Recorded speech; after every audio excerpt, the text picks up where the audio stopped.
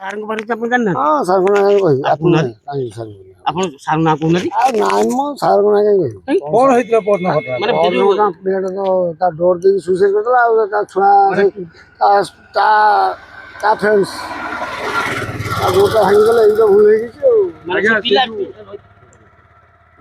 ଯୋଉ ଡୋରରେ ମାନେ କବାଟ ଦେଇକି ଆତ୍ମହତ୍ୟା କଲା ବୋଲି ଆପଣ କେମିତି ଜାଣିଲେ?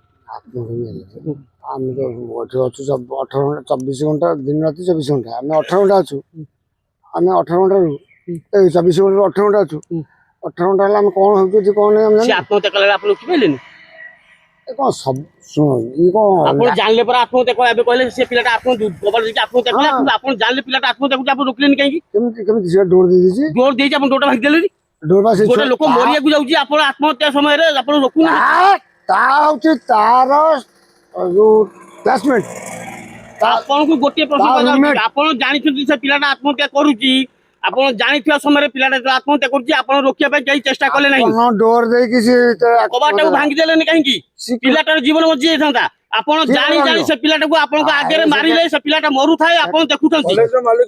ଆପଣ ଯେତେବେଳେ ପିଲାଟା ମରୁଛି ଆପଣ ଜାଣୁଛନ୍ତି ଆପଣ ସେଇଠି ନିର୍ବାକ ହେଇକି ଠିଆ ହେଇଛନ୍ତି ଦେଖୁଛନ୍ତି ଆପଣ ଦେଖିଛନ୍ତି ଆପଣ କହିଲେ ପରା ପିଲାଟା ଆତ୍ମହତ୍ୟା କରୁଥିଲା ଆମେ ଦେଖିଲୁ କବାଟ ଦେଇଦେଲେ ଆପଣ ସେ ନିର୍ବାକ ହେଇ ଠିଆ ହେଲେ।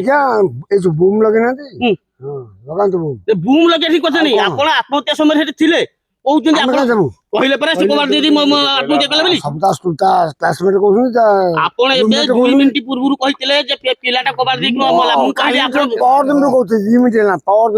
ସେ ପିଲାଟା ତ ଆତ୍ମହତ୍ୟା କଲା ଆପଣ ଜାଣିପାରିଲେ ସେ ପିଲାଟା ଆତ୍ମହତ୍ୟା କରୁଛି ଆପଣ କବାଟ ଭାଙ୍ଗିଲେନି କି କବାଟ ଖୋଲିବା ପାଇଁ ଚେଷ୍ଟା କଲେ ତାହେଲେ ଆପଣ ସେ ପିଲାଟା ଆତ୍ମହତ୍ୟା କଲା ଆପଣ ନୀରବରେ ଏସବୁ ରହିଲେ ପିଲା ସବୁ ଖେଳୁଥିଲେ ଆପଣ ପିଲାଟା ଆତ୍ମହତ୍ୟା କରିବା ଜାଣୁଛନ୍ତି ପିଲାଟା ଆତ୍ମହତ୍ୟା କରୁଛି କିନ୍ତୁ ଆପଣ ନୀରବ ପିଲା ସବୁ ଖେଳୁଥିଲେ ତାପରେ କରିଛନ୍ତି ପିଲାଟା ଯେତେବେଳେ ମରୁଛି ଆପଣ ଜାଣୁଛନ୍ତି କିନ୍ତୁ ଆପଣ ସେଠି ବିରୋଧ କରୁନାହାନ୍ତି କି ସେ ପିଲାଟାକୁ ବଞ୍ଚିବା ଶୁଣନ୍ତୁ ଆପଣ ବାଣୀ ବିହାର ଯାଇଛନ୍ତି ବାଣୀ ବିହାର କଥା ଉଠୁନାହିଁ ଆପଣ ଏଇ କଲେଜରେ ପିଲାଟା ଆତ୍ମହତ୍ୟା କରୁଛି ବୋଲି ଆପଣ ଯୋଉ କହିଲେ କିନ୍ତୁ ଆପଣ ଜାଣୁଛନ୍ତି ପିଲାଟା ଆତ୍ମହତ୍ୟା କରୁଛି ଆଜି ନୁହଁ 25 ବର୍ଷ କଲେଜ କଲେଜ 50 ବର୍ଷ ହଉ ସେଠି କଥା ନାହିଁ କିନ୍ତୁ ଯେତେବେଳେ ପିଲାଟା ଆତ୍ମହତ୍ୟା କରି ଯାଉଛି ଆପଣ ଜାଣୁଛନ୍ତି କିନ୍ତୁ ଆପଣ ତାକୁ ରୋକିଲେ ନାହିଁ କି କୋର୍ଟ ଭାଙ୍ଗିଲେ ମହାନ ଲୋକ ଆପଣ ମାଲିକ ତ ସୁକିନ୍ଦାବାସୀ ସମ୍ଭାଳି ପାରିଲେନି ଆପଣଙ୍କ ମହାନ ଲୋକ ସୁକିନ୍ଦାବାସୀଙ୍କ ସୁକିନ୍ଦାବାସୀଙ୍କ